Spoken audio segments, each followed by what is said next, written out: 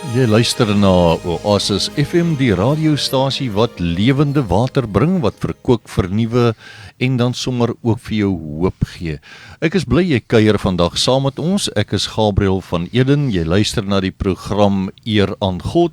Saam met my in die ateljee is Willie en Flip en ons gaan vandag gesels oor 'n baie besondere onderwerp en dit gaan wees om te kan wag op die Here. Willie, ek gaan sommer vir jou die geleentheid gee om net so ietsie met ons te deel rondom die tema en wat het dit aan jou hart gedoen terwyl jy voorberei het vir die program. Gabriel, dankie vir die geleentheid. Die wag op die Here is vir ons almal aan die een kant 'n groot frustrasie, maar aan die ander kant die rewarding, die uiteinde is positief. So ek dink hoe meer jy tot dadelik oor die gedagte en die tema dink, was dit vir my in die oomblik as 'n ou God se karakter ken, dan gaan 'n ou anders te optree. Dit is soos as jy is by 'n vergadering en ouens laat by 'n vergadering, omdat jy hom ken, sien jy hom oor as hy bietjie laat is. As hy nou konstant laat is, dan weet jy nie ouens al later dan laat. Ja. Maar jy ken sy karakter en my uitdaging of dit wat ek aan gedink het was, is ek en jy bewus van God se karakter. Baie keer daai skrif wat dadelik by my opgekom het is in Jesaja 55 vers 8 wat sê my gedagtes is nie julle gedagtes nie en julle optrede nie soos myne nie, sê die Here. So ek wil jou net weer daaraan herinner, jy weet, dit sê dit ook mooi in Engels, Isaiah 55 vers 8, dat sê my ways is not your ways and my thoughts is not your thoughts, says the Lord. So net weer te besef, maar God se plan werk nie soos my wêreld se plannetjie nie. Ons is in die wêreld, maar nie van die wêreld nie, en God is bonatuurlik, so hy, sy horlosie werk bietjie anders as ons horlosie. Ja, wat ek net by jou gehoor het, jy het iets gesê van frustrasie. Nou, watter raad kan jy vir ons luisteraars gee, as jy in die proses, terwyl jy wag op die Here, hierdie ontsettende frustrasie beleef, wat kan 'n mens doen rondom dit? Ek dink op die ou ende is dit net om dit vir die Here oor te gee. En dit is nie maklik nie, dit is nie eenvoudig nie, maar om te beweet, maar dit is daai skrif, ek dink sê dit in Psalm 34 vers 6 wat ook baie aanhaal is, taste and see that the Lord is good. Die oomblik as ek iets van Jesus beleef en ervaar het, dan is dit vir my makliker om geduldig te wees, alhoewel dit nie maklik is nie. Maar om te weet, hy gaan opdaag, want dis wie hy is, dis sy karakter. Nou baie keer daag hy nie op soos wat ek het wil hê nie, maar dis ook nie sy wil nie. As ek weet, as ek my lewe onder sy beheer stel, dan beheer ek ook onder sy horlosie, sy tyd, sy tydskedule. Ja, ek dink een van die goeters wat ek moet geleer het met die tyd, as 'n mens regtig die Vader lief het, met jou hele hart, is dit maklik om die Engels sê dit mooi, sy commandments, sy gebooie te gehoorsaam, want omdat jy dan hierdie liefdesverhouding met Vader het, is dit dalk makliker om nou te kan wag, want ons weet, ons liefdevolle Vader gaan op die regte stadium in ons lewens deurkom vir ons, en weet ek het nou net vir julle ook gesê van die ene wat gesê het, hy het na die Here toe gegaan en hy het voor die Here gaan lê en hy het gebid en hy het gesê, Vader, ek vra vandag net een ding, kan u vir my asseblief geduld gee? Ek wil net geduld by u hê, dis al wat ek nodig het, Vader, maar Here, kan jy vir my dit nou gee? En dis baie keer ons behoefte, ons het geduld nodig, maar die Here moet dit vir my nou gee. En die praktiese uitvoering van geduld terwyl ons wag, maak ons eintlik vir die mense wat na ons kyk, 'n antwoord vir die mensdom wat nie kan wag nie. Oor na jou toe, Flip. Hallo, dankie Gawie dat jy my genooi. Dit is lekker, is 'n voorreg om hier te wees. Ja. Lekker saam met te kuier. Gesels bietjie met ons oor die geduld gedeelte en dan kan jy dalk vir ons 'n voorbeeld of 'n situasie in jou lewe met ons deel. Ja, natuurlik. Ek dink vir my geduld is nog in my familie glad nie groot nie. So ons het motorwerktuigkundiges gehad, so die familiebesigheid is eintlik maar motorwerktuigkundiges. Yes. En dan is ou iewers so ek het op 'n stadium 'n rukkie daar gewerk en dan vra jy vir die werkers, hoor, die bring nou hierdie ding en dan bring hulle hom nie en dan en dan sal hy vinnig genoeg volgens jou nie en dan gaan haal jy hom gou self. Ja. En dan as gevolg daarvan, ons al die degenaars het rugprobleme, want ons tel goed op wat ons eintlik moet optel nie, want ons is ongeduldig. So ek dink geduld is 'n moeilike ding en partykeer dis soos as mens by 'n parkering afloop en jy is hastig en jy wil eers ry en jy moet nou betaal vir die parkering en dan as jy afkom is daar so 3 mense voor en die voorste tannie het nog nie eens haar kaartjie uit nie. Jy weet, en om dan in daai situasie nog steeds jouself te kan reguleer, moes ek baie vinnig leer. Veral as ons in die bediening is en jy is lief vir die Here, dan kom jy op 'n plek waar jy nie meer daai reaksie kan toon nie, maar jy probeer jouself wat sou Jesus gedoen het in daai situasie. En ek dink dis maar Jesus is die ou wat die meeste geduld gehad het, dink ek in die hele wêreld, want ek dink om met almal van ons geite en nikke en grinne opgeskep te sit en nog steeds op te daag moet vat 'n bietjie geduld. Ja. Vir alles uit die vooruitsig het van wat moet gebeur en ons sien dit nog nie raak nie. Ja. Dis vir my so 'n groot aanmoediging om te dink dat hierdie magtige Hemelvader van ons het ons aangestel as medewerkers in die koninkryk van God, maar uit ons en vanuit ons gebrokenheid dink ek is dit een ding wat ek regtig waar moes aanleer in my lewe, wat dit is om te kan wag. Veral wanneer dit nie sin maak nie, en jy vir jouself kan sê, maar ek het mos die vermoë om dit te kan doen. Hoekom moet ek nou vir die Here wag? Kan ek dit nie maar op my eie manier doen nie? En dis waar ons as mense ons ou vingertjies verbrand en dan in die groot moeilikheid beland by ons Here, want kort voor lank, soos een nou eendag gesê het, man, hy het rondgekyk en toe kom hy agter, maar hy's lankal onder die Heilige Gees uit, hy's 3 kilometer voor die Heilige Gees. Hy kan nie verstaan dat die Heilige Gees nie kan opvang met hom nie, want hy's met sulke belangrike goed besig. En die groot ding is, dit wat hy besig was om te doen, het niks te doen gehad met die Here se plan vir sy lewe op daai stadium nie. So ek wil vandag vir jou ook sê, as jy agterkom, jy het bietjie onder die Heilige Gees uitgehardloop, so 'n paar kilometer briek, en dan daai groot vernedering om te draai en verander te sê, maar ek was verkeerd. Ek moet nou omdraai en teruggaan en gaan regmaak. Oor na jou toe, Willie. Ja, so ek dink die groot een getuienis wat ons het, wat ons gesin het, wat ons maar net weet wat dit beteken om op die Here te wag is. So my kinders al 3 was in GLA, 2 was in GLA, laaste een is nog daar. Ja. En die graad 10's gaan elke keer op 'n travel school. So dis 'n mooi ervaring, blootstelling waar hulle net buite hulle gemaksone 'n klomp goed van die Here ervaar en ook in ander lande sien hoe die Here besig is. So ou wil graag hê hulle moet gaan op so ervaring en ekskursie. En ek onthou my oudste dogter, sy is nou 22, toe sy moet gaan, toe sê hulle, dis nou hierdie X bedrag geld, en al hoe ek kan sê, is reg, ons hou van die ervaring, is 'n goeie blootstelling, maar as die manier wat ons daai geld het, kan uithaal nie. Ja. En die Here het voorsien, so met half, na die tyd in die vergadering toe gaan uitloop, het half arrogant gevoel, om te sê, maar nie, as die Here nie voorsien nie, kan sy nie gaan nie. Ja. En die Here het mooi deurgekom, en so selfs vir Wayne, en so vir Fransel, sy is nou graad 11, en as hy daai bedrag optel, van elke travel school, dan is dit 'n klomp geld, Ja, hoe die Here ja. net mooi deurgekom het, en elke jaar was dit die situasie, as die Here nie deurkom, kan jy nie nou by daai benewenis gaan nie. En dit herinner my maar net aan daai skrif op Psalm 27 vers 14, wat sê, vertrou op die Here, wees sterk, hou goeie moed, ja, vertrou op die Here. Ja. So ons het net gegaan as gesin en gesê, maar die Jesus moet vir ons deurkom, en dan het hy op interessante en snaakse maniere deurgekom, maar om op hom te wag, het hulle die geleentheid gehad, en dit het hulle lewe verander.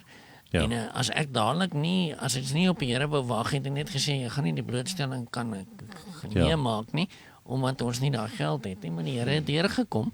Ja. En dis net mooi om te sien, dit wat daai situasie in 'n lewe, daai uitdrukking in 'n lewe gedeponeer het, maak hulle 'n ander mens. Hulle verstaan iets is op 'n ander plek. So ek wil net uitnooi vandag om te sê, maar dalk sit ons in 'n situasie waar die Here moet deurkom vir jou, en jy is onseker of Here gaan deurkom, en die Here het al hoeveel keer vir ons deurgekom. Dit is net een van die getuienisse.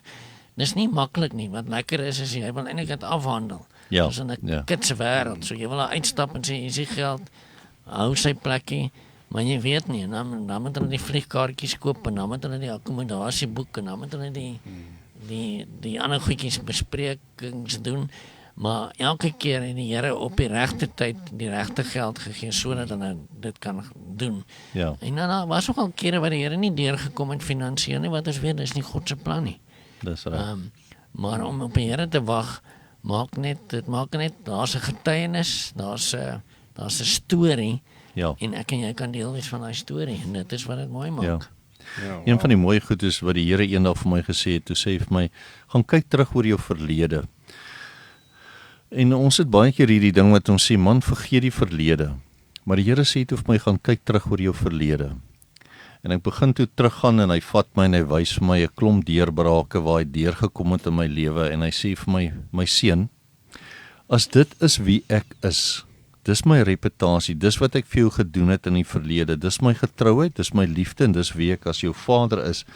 As dit die geval is, gaan ek presies dieselfde in die toekoms wees. En as ek nou na jou storie luister, Willie, wat die Here so deurgekom het vir die kinders, dan weet 'n ou. En die mooi van alles is, wanneer ons dan met ander gelowiges deel van die liggaam van Christus te doen kry, wat deur 'n uitdaging gaan, dan kan jy hom gaan vertel, nie omdat jy arrogant is of wat ook al nie, maar jy kan net sê, kom ek vertel jou van die kere wat die Here my gehelp het om 'n motor te kry. Dis oor na jou toe flip. Okay. Ja, so net die Here voorsien in maniere wat ons nooit sou gedink het om te doen nie. So net so 'n bietjie agtergrond voor ek die storie vertel. So ons kom van Witbank af en op 'n stadium ons het nog nie medies gehad nie en ons was swanger met ons eerste dogtertjie. En ons sou die medies betaal het die Vrydag en ons het die Woensdag uitgevind ons is swanger, te sê hulle nee, hulle betaal niks nie. Wow. En so dit was bietjie van 'n skok op die stelsel en ek het nie geweet wat ons gaan doen nie en toe het ek maar ingespring en die Here het net so op daai stadium met sy voorsiening anders gelyk as wat dit hier lyk. Ek het op daai stadium by my oom hulle gewerk by die maatskappy en ek kon toe 'n bakkie koop vir 'n baie goeie prys en hom regmaak en hom verkoop en daar het 'n klomp sulke deals opgelyn wat net alles het net gebeur soos dit moes gebeur. Ek kon die parte aankoop en ek kon die ding regmaak en verkoop kry en so doen nou alles toe betaal wat ons moes betaal en toe ekstra oor hê. Wat amazing was. En so komende toe in Jeffreys Bay, ons trek toe hiernatoe, die Here beroep ons hiernatoe en ons voel dis wat die Here wil hê ons moet doen. En dit beteken toe ons het net een voertuig en dis 'n klein Hyundai Atos wat eintlik soos 'n tipe studentekarretjie is. Awesome karretjie, baie ligte brandstof. Maar hy het nie 'n vreeslike groot boot nie. So toe ons in Jeffreys Bay aankom toe het ons nou net hierdie klein karretjie en ons vind toe uit ons is seker 'n week in Jeffreys te vind ons uit ons is swanger met ons tweede kind. Toe het ons dan almal medies. Maar so daai struggle was toe daarop nie nodig nie. Maar en ek dink ons vertrou te die Here vir 'n groter voertuig want as hy 2 kinders het met die pram en die stroller en die dit en die dat en die alles wat hy moet saamry en die doeksak en die gitaar wat moet bykom natuurlik vir my met worship bly en dan raak dit bietjie klein.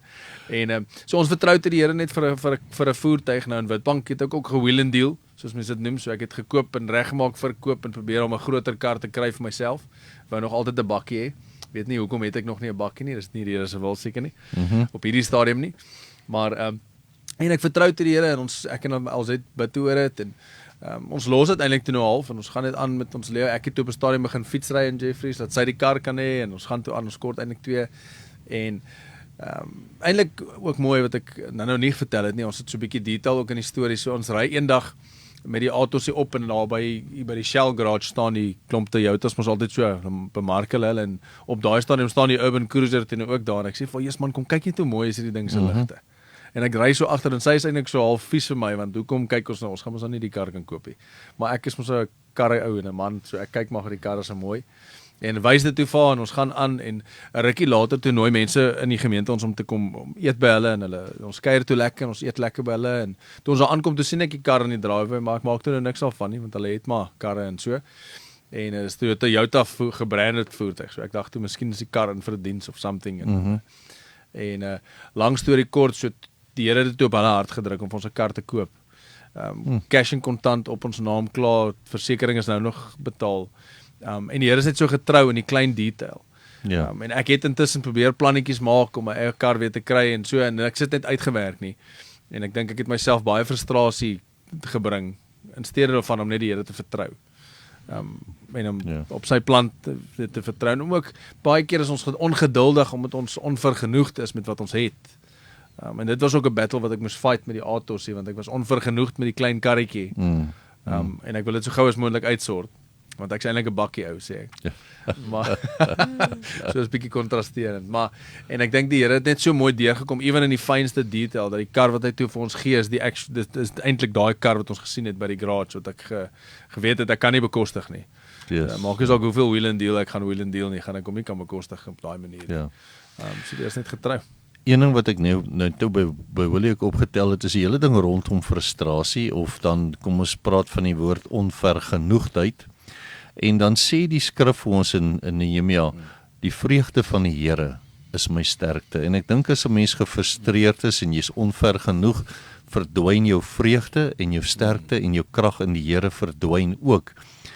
En hier is ons as verteenwoordigers van ons magtige Hemelvader. Ons moet die koninkryk verteenwoordig in ons lewenstyl, ons lewenswyse, dit wat ons praat en natuurlik nou maar ons houding of hartsingesteldheid. Dis vir my 'n mooi Afrikaanse woord vir attitude, want soms eindig 'n mens met 'n stinking attitude, en dit is een van die dinge wat die Here verhoed om ons te kan help, want ons hartsingesteldheid nie reg is nie, kan hy nie sy eie reëls oortree nie, want hy sê in Psalm 138 vers 2 sê, ek ag my woord hoër as myself. Met ander woorde, as die woord, die beginsels in die woord vir jou spesifieke riglyne gee, kan dit nie oortree word nie deur God nie en nie deur mens nie. En as ons die Here se seën in ons lewe wil hê,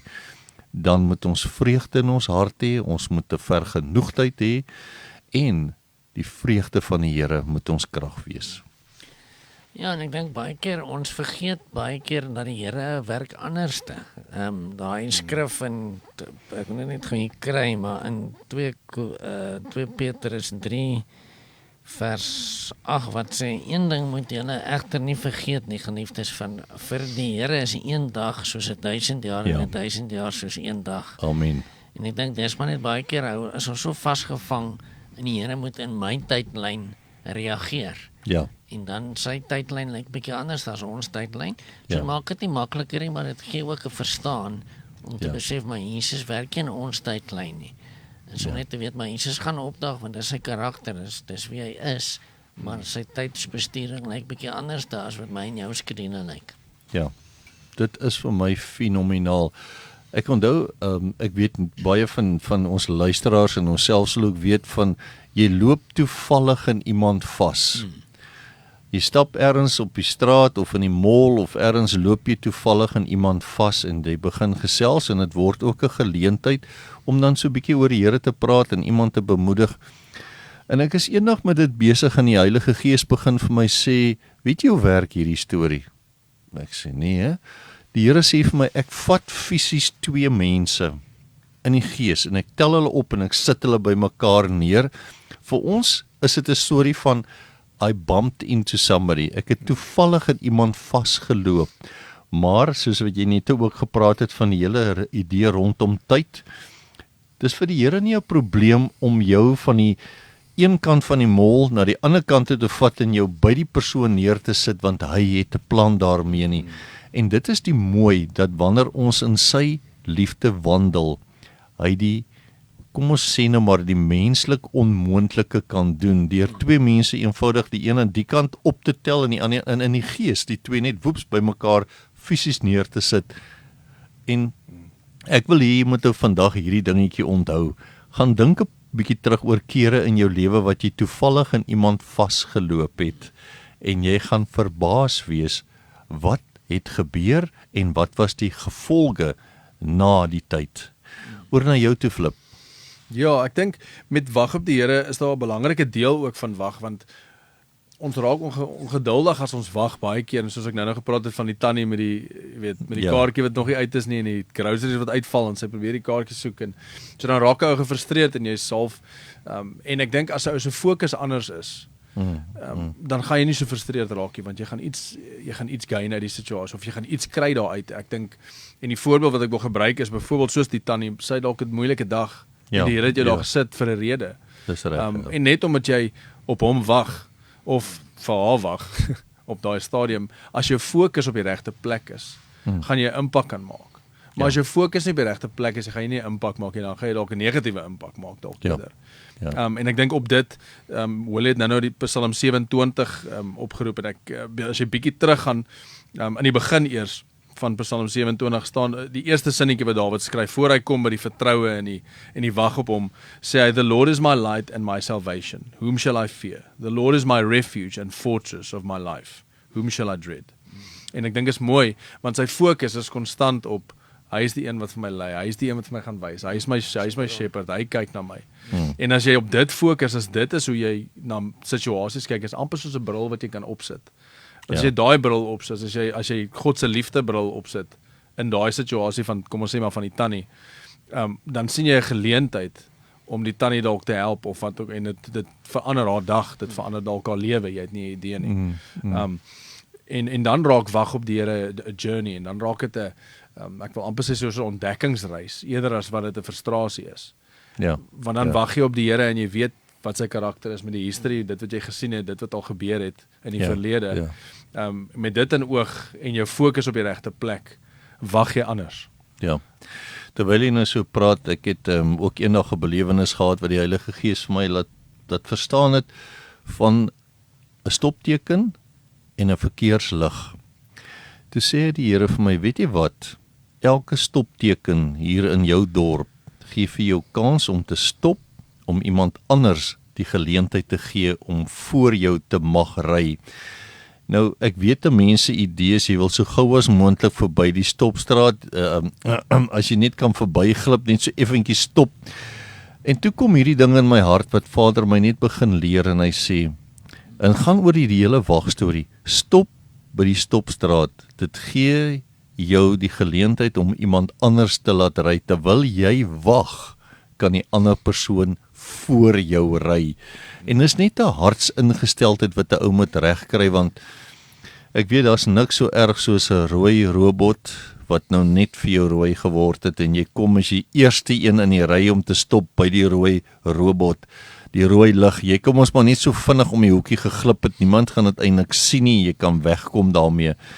En ons moet nie kyk waarmee ons kan wegkom nie. Ons moet kyk, wat kan ons ten volle uitleef? Geniet 'n stopstraat, geniet 'n verkeerslig, gaan stop, gee iemand anders die kans om voor jou te ry. En dit begin iets in 'n mens se hart vestig van, ja, ek verstaan, ek gaan wag, sodat iemand anders kan ry. Oor na jou, Willie. Ja, ek dink deel van die wag was het ek ook gedink, met die voorbereiding vir vandag het ek 'n bietjie gedink aan 'n boer, jy weet, hy sit gesaad in die grond en dan moet hy maar wag. Maar hy het daai oes is belangrik vir hom vir die pad vorentoe. En dit daar's 'n verwagting. Daar kan nog 'n klomp goed gebeur. Dat soos ons nou die vloede beleef het, 'n klomp van die ouens het skade op hulle oeste en so aan. Maar op die Here te wag, want hy is die bron, hy weet die son en die see en die reën en alles werk saam, die temperature werk saam met hom. So ek ken net daai gedeelte wat in Jakobus 5 vers 7 tot 8 staan, en wag dan geduldig, broers, totdat die Here kom. Let op hoe die broer wag vir die kosbare oes wat die land oplewer. Hy wag geduldig daarvoor totdat 'n vroeë en 'n laat reëns gekry het. Julle moet ook geduldig wag en moed hou, want dit is nie meer lank nie, dan kom die Here. So ek meen hierdie gedeelte praat van Jesus is op pad. Maar aan die ander kant wag ons baie keer vir 'n oes. Dit is soos 'n boer, jy weet, jy verwag, maar so die aksent van eintlik sit op die verwagting. So jy het 'n verwagting dat daai oes gaan positief wees, want jy het dan tussen 'n klomp koste gehad, van diesel tot Fiat, gif wat jy gespuit het en wat en jy weet arbeidskoste, maar jy het 'n verwagting dat die Here gaan deurkom, en elke keer met daai verwagting is eintlik so, omdat jy op die Here verwag, kom die Here mooi deur. So ek wil jou net uitdaag, en baie keer is ons op 'n plek om te wag op die Here, maar jy is onseker, jy sit jou hart daarop nie. Ek wil vir jou vandag sê, maar dis sit jou hart op dit. Dit wat die Here daai die begeerte in jou hart, dan gaan die Here dalk deurkom. Baie keer kom hy nie daar en dan deur nie, maar hy weet wat se beste vir jou. So daar is ook boere wat al getuig het van hoeveel keer wat my oes 'n mislukking was, maar aan die ander kant, jy plant nie goed met die hoop dit gaan 'n mislukking wees nie. Ja, Jy ja. plant die goed met die hoop dat daar gaan vrug wees, dit gaan opkom. En mag ek en jy so op die Here vertrou dat hy deurkom wanneer hy sal deurkom. Ja. Ek kyk nou sommer vanoggend vroeg toe ek nou opgestaan het, dis pikdonker hier 7:00 se kant, hier's nog nie eers 'n ou lig hier regtig nie. En ek besef so 'n paar maande terug hier in Desember is ons son al 7:00. Ag sorry, heeltemal verkeerd, is die son 5:00 op. 4:30 is dit al lig en 5:00 is die son op. Nou hoe dit gebeur dat die son nou na 7 opkom? Ek het gaan kyk nou die dag na die grafiek en wat basies gebeur is die son kom nou elke oggend 1 minuut later op. En dan eindig ons hier in Junie, Julie, wanneer ons die langste nag het met die kortste dag, maar dit verander geleidelik minuut per minuut. En dis hoe ons eintlik die verandering van wag in ons lewens moet begin toepas deur die proses geleidelik aan te pas. En vir my bly een van die mees interessante, ons is 'n klompie wat lief is vir swem vroeg in die oggende, veral in die somer, en nou 2 ure later en is nog nie eers lig nie. En dit is die interessante ding, verandering kom klein treetjie op 'n slag, maar as ons 'n hartsingesteldheid kan kweek van wag op die Here, dan sal ons sy krag ontvang. Ek wil net gou vir ons hierdie vers lees, Jesaja 40 vers 31, maar die, dis vir my so mooi, maar die wat op die Here wag, kry nuwe krag. Hulle vaar op met vleuels soos die arende, hulle hardloop en word nie moeg nie, hulle wandel en word nie mat nie. Maar dit is vir my so goed, die eerste 2 woorde, maar die wat op die Here wag. En dan beskryf die woord dan vir ons verder, wat is al die voordele van die persoon wat op die Here kan wag? Vleuels, jy gaan vlieg soos 'n arend. So. Oor na jou toe Flip. Ag, ek dink dis 'n mooi belofte daai. Ja, Jy weet, en ek dink nuwe krag is altyd welkom. ja, Want baie keer sit ons sonder krag. Sit ons sonder daai dryf om iets te doen wat die Here ons voor geroep het. En ek weet ek is geroep vir 'n spesifieke rede en baie keer voel dit vir my, ek weet nie hoekom is ek hier nie. Jy weet, my skrim is maar daai emosionele oomblikke wat ou net wonder, maar is ek ooit nog op die regte pad of is ek besig met die regte ding? En ek dink daai skrif bemoedig my, want dit maak net dat 'n ou besef, maar as ek op die Here wag, sy tyd. Ek het baie planne en baie dinge wat in my kop hardloop en ek dink baie keer raak ou ook, ek wil amper sê overwhelmed met alles wat moet gebeur en wat jy voel die Here jou voorroep en hoe gaan jy daarby uitkom en dan kom daar situasies op jou pad wat eintlik heeltemal jou kniehalter amper in 'n mate. En ek besef net in daai oomblikke is die oomblik wat jy nog steeds op die Here moet wag en moet vertrou op hom. En dalk net jou perspektief weer regtrek. ja. Want perspektief is 'n bitter belangrike ding in ons lewens, dink ek. Ja, ek wil gou vir jou ietsie vra. Jy werk nou saaklik met jong mense hier by die kerk. Hoe beleef jy ongeduld en al hierdie goedjies by die jong mense? Wat is in hulle harte aan die gang rondom om te wag op die Here? Ek dink dit is moeilik vir jong mense om regtig te wag op die Here, want alles in vandag se lewe is vinnig. As jy dink as hulle iets nodig het, daar was 'n ou sending wat gesê het knowledge is power. Maar vandag is dit nie meer heeltemal waar nie. Vandag is knowledge nie meer noodwendig power nie, want knowledge is readily available. Ja, Weet, met AI en al die goed is dit eintlik ja, dis ongelooflik hoe vinnig mense iets kan in die hande kry, maar application is key. Want as jy dit nie kan apply nie, jy kan die kennis hê, maar as jy dit nie kan apply nie, kan dit nie help nie. En ek dink omdat alles so vinnig beweeg, is dit vir hulle bitter moeilik om te moet wag. Hulle weet amper nie wat wag is nie. As jy McDonald's toe gaan, as jy honger is, dan 10 minute dan het jy 'n hele burger met alles klaar gemaak op jou skoot. As jy 'n taak moet maak, kan jy vir ChatGPT vra, hoor, jy gee vir my al die detail. Hy doen sommer vir die navorsing, so jy hoef nie meer biblioteek toe te gaan en weet, in my tyd moes jy nog biblioteek toe gaan en dan moes jy nog gaan deur boeke blaai en inligting uitsoek en neerskryf of afneem. Nee, nie eens afneem nie, jy moes neerskryf. So ek dink dit in 'n groot mate is dit vir hulle nie 'n maklike natuurlike ding nie, omdat hulle groot word met al die goed. Waar vir my is dit nog so 'n bietjie natuurlik. So ek dink daar's 'n groot leemte wat dit aanbetref om tieners te kry om net 'n bietjie stil te staan. Wat doen jy? Wat se raad gee jy vir hulle en hoe prakties as ons nou jong mense het wat vandag na die program luister wat nou hoogs gefrustreerd en geïrriteerd is want alles vat so lank. Wat se praktiese raad vanuit die woord sal jy voorstel vir hulle, Flip? Wel, ek dink my praktiese raad, prakties praat ek nou van wat kan hulle actually doen, is om 'n bietjie tegnologie in kant te skuif. En as hulle by die Bybel sit, want ek weet vir my byvoorbeeld, ek kan nie op my foon Bybelstudie doen nie. Vir die eenvoudige rede, daar's elke keer altyd ietsie wat oppop of ietsie wat my aandag trek en is so maklik om distracted te raak. So my raad altyd is kom weg van jou foon af vir 'n tyd. Sit hom af, sit hom eenkant en spandeer actually tyd saam met die Here. Lees 'n actual Bybel in plaas van die digitale Bybel. Want in dit is daar 'n stukkie wag, want jy moet actually blaai tot by die skrif. Jy hoef nie net te search nie. Jy moet lees en jy moet weer lees en 'n bietjie saam met dit. So, en ek dink om net bietjie af te slek, om te sê maar vat dit rustig. En ek dink daar's 'n deel wat sê be still and know that I am God. En ek sou sê ek dink dis vir hulle baie belangrik om stil te word, want met ADHD en al die goed wat ook aan die gang is en kinders, daar's meer en meer kinders wat sukkel met ADHD.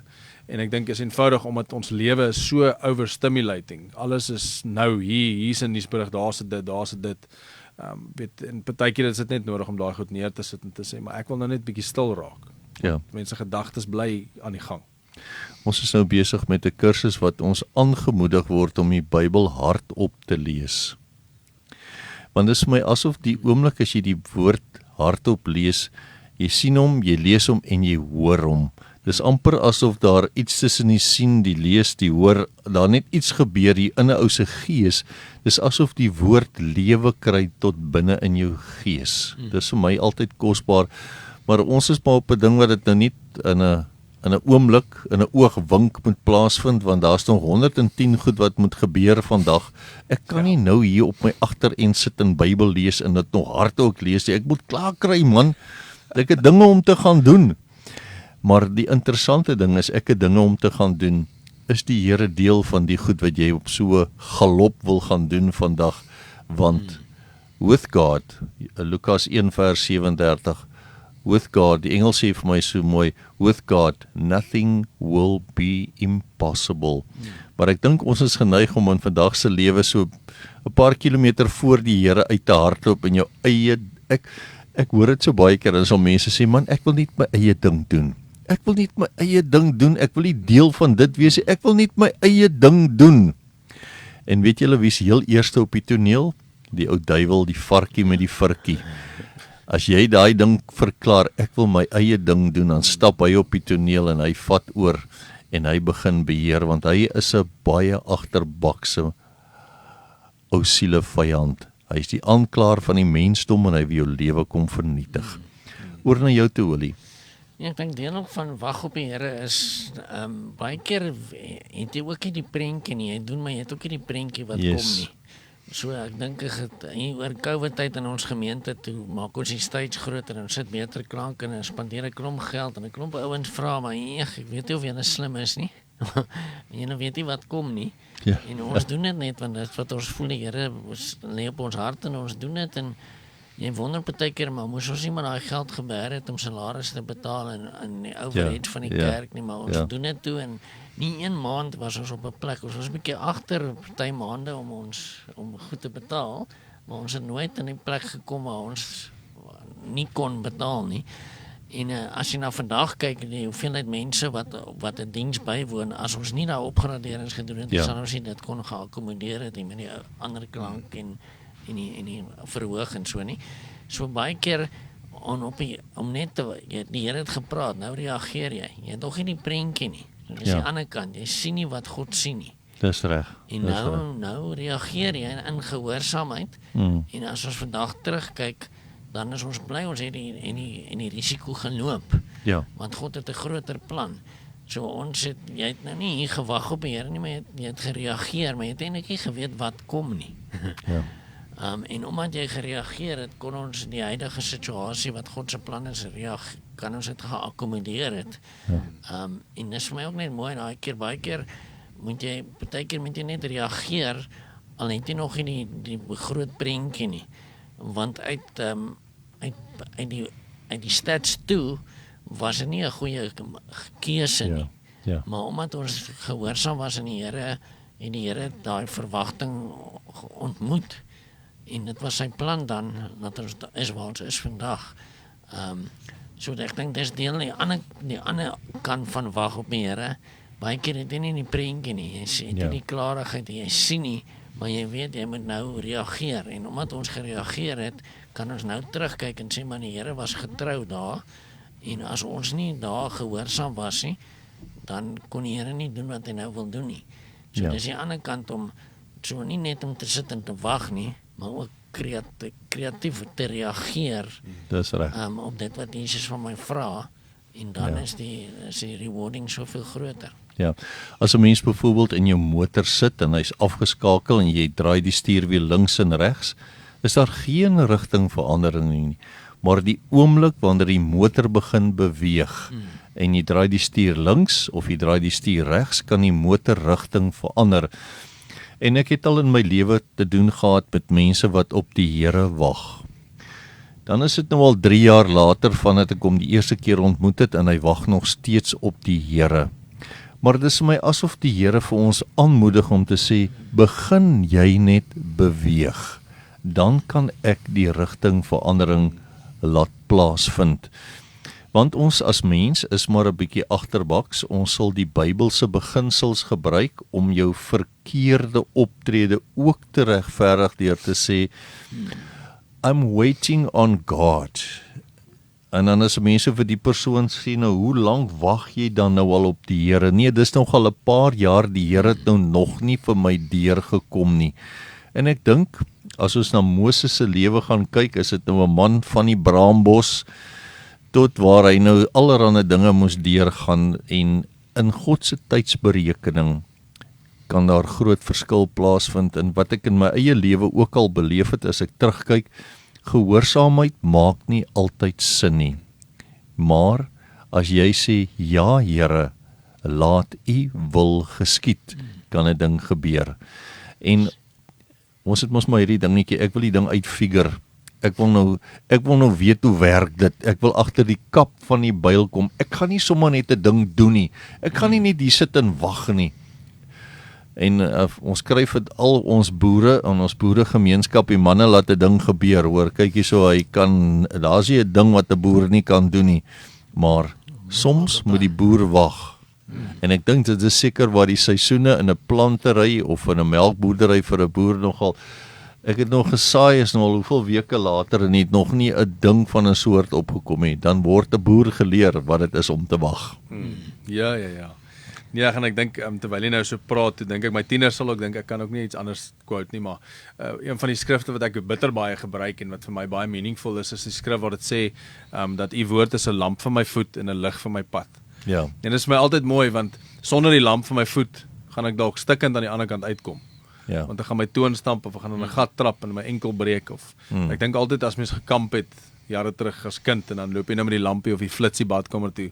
Jy weet as jy nie die flitsie het nie, dan kan jy nie lekker loop nie want jy is onseker oor hoe die vloer lyk en ek dink baie keer maak ons dieselfde met ons journey met die Here. Ons sit nie die lampie aan nie. Ons kom nie in die woord uit nie, ons lees nie, ons vra nie die Here nie. En dan stamp ons toon en dan wil ons kwaad wees want iets vir my gewys daar moet ek uitkom. Ja. Maar ek gebruik nie die lamp wat hy vir my gee om te kyk dat ek reg loop nie. Ja. En dit gaan gepaard met om te wag vir hom want partykeer wil ek hierdie rigting loop en eintlik wil ek met daai rigting loop want daar's 'n gat daar. Ja. Dit herinner my nou 'n storie. Ek weet nie of ek mag nie, maar Yes. so op 'n stadium toe ek nog moes leer bestuur, het my oupa so plot gehad en hy het so ou Mazda Rustler bakkie gehad. En ek vra toe vir hom, oupa, ek wil leer bestuur. Kan ek maar met die Hy sê toe, ja, jy kan ry, maar ry net hier binne, want dan kan jy maar hierso kan jy op en af ry, jy kan doen wat jy wil. En ek sê toe nee, great, en my sussie klim saam my in en ons ry so bietjie en is lekker, maar na 'n rukkie raak dit vervelig om heeltyd in 'n sirkel te ry. Dit is nie lekker nie. En ek sê vir hom, man, ek gaan net so hier by die hek net daar uitry en ek kom by die hek en ek is toe nou bang want die hek is oop, maar hy is nie heeltemal oopie. En ek sê vir hom, klim uit en maak net vir die hek oop, want ek nou nie die bakkie krappie. En sy klim uit, maak die hek oop, sê niks, staan net en wag. En toe ek inry en ek ry toe nou daar waar die hek gestaan het, man of meer met die een wiel en toe ek so inry, toe sien ek oeps, daar's 'n gat aan die linkerkant en ek swaai uit vir die gat en ek krap die bakkie heeltemal so aan die regterkant af. Wow. Tot agter amper. En nou weet ek nou is ek in die moeilikheid want nommer 1 ek mag nie daar gewees het nie en nommer 2 nou het ek nog die bakkie gekrap ook. Ja. En ek sê vir my sussie kom en ons vat die kar en ons gaan baie hom in die garage. Ek stop hom baie naby aan die kant. Laat oupa nie moet sien nie. En ons is huis toe, sommer vinnig toe nou huis toe. Mamma nee, kom haal my. Is nou nie lekker hier by oupa nie. En die volgende dag nou intussen nou wag jy vir daai oproep want jy weet iewers gaan dit kom. Maar in elk geval wat ek eintlik wil vertel, dit op die ouend my oupa toe gekom en toe moes ek die bakkie regmaak, so toe leer ek 'n bietjie panel beating werk. Maar die uiteinde van die saak is, hy het vir my 'n boundary line gegee, hy het gesê bly hier binne. Ja. En as ek geluister het ek nie 'n probleem gehad nie, het ek nie 'n issue gehad nie, maar toe omdat ek nie geluister het nie en my eie pad wou volg, toe het ek droog gemaak en het ek moeilikheid gehad en het ek 'n probleem gehad wat onnodig was. Ja. En ons doen baie keer dieselfde. Ons luister nie wat die Here vir ons sê nie. Ons wil nie die Bybel lees nie. Maar die Here moet voorsien. Ja. Weet, en dit gaan hand aan hand. Jy kan nie verwag dat jy op die Here gaan wag en jy wag eintlik vir die verkeerde ding nie. Ja. Nou wat baie keer in 'n situasie soos dit gebeur, dan sal oupa miskien nou vir jou vra, wat het gebeur? Nee, sussie wou nie die hek reg oopmaak nie en iemand anders moet nou die skuld kry en die verantwoordelikheid vat en dan die ding wat baie keer saam met dit gaan, ons jok. Ons vertel 'n alternatiewe waarheid. So baie keer as ons nou nie kon wag nie en jy het nou maar jou ding gedoen soos wat jy ook nou daar gemaak het, nou gebeur daar 'n slegte insident, nou moet jy begin verskonings maak, jy moet skuld blameer, iemand die skuld gee en jy moet nou, en dan begin ons lieg. En daar is seker nie 'n leliker woord in Afrikaans as lieg nie. Want om te jok of om die onwaarheid te praat is nie so erg soos die woord lieg nie. Jy het gelieg. En dan kom die ou duiwel en hy sê vir jou, "O Flippie, sê vir oupa, sussie wou nie die hek reg oopmaak nie." Nou dink jy, "Waar, dis nie 'n slegte plan nie. Ek gaan nou vir oupa dit vertel." En voor jou kom kry, bied jy alternatiewe waarheid aan en die ou vyand is die mense moordenaar en aanklaer gaan daar voor jou kom staan met sy ou vuil vinger en hy gaan sê, "O Flip man, hey, kyk nou wat se gemors is nou. Nou sussie in die moeilikheid en jy het nou vrygekom." Ja, ek dink deel van wag op die Here is baie keer ek is bietjie besig met Spreuke, maar baie keer reageer 'n ou, jy Spreuke herhaaldelik wat hy vir jou sê, maar sit te wag voor jou mond. Ja. Om nou net op te som. En ek dink baie keer, ek het voor ek by die kerk betrokke was ek by die V6V betrokke en 3 jaar lank al gewag dat die Here die deur moet oopmaak na die gemeente toe.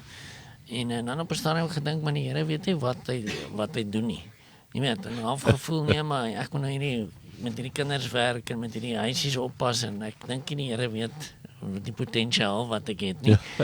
En as ek nou terugdink, dan weet ek maar as ek vroeër beweeg het ek verhouding met my jongste dogter gebrand. Ja. En dis deel daarvan, en baie keer sit die Here jou in 'n situasie wat hy beter weet. So ek moes wag vir daai 3 jaar. Amen. Want op die ouene gaan die verhouding met my dogter is baie belangriker as dit wat ek doen. Op die ouene gaan ek afgetree wees en omdat ek 'n goeie verhouding het met haar, gaan ek bou op daai goeie verhouding. Ja. Maar as ek nie 'n goeie verhouding gehad het nie, het dit nie 'n impak nie, het ek nie 'n invloed in haar lewe gehad nie. Ja. So ek dink baie keer is dit wag op die Here, want die Here het 'n groter plan. Jy verstaan nie baie keer die prentjie nie, maar jy weet wat hy doen. So nou as ek terugdink, dan weet ek, as ek 3 jaar van te vroeg by die kerk, ek is al amper 10 jaar daar, maar as ek 3 jaar vroeër geskuif het ek daai verhouding gebrand. Ja. En om dan sou dit my baie langer gevat het om daai verhouding weer te herstel. So baie keer om te wag op die Here, hy weerhou jou van seer kry, hy weerhou jou van swaar kry, hy weerhou jou van moeilike verhoudings.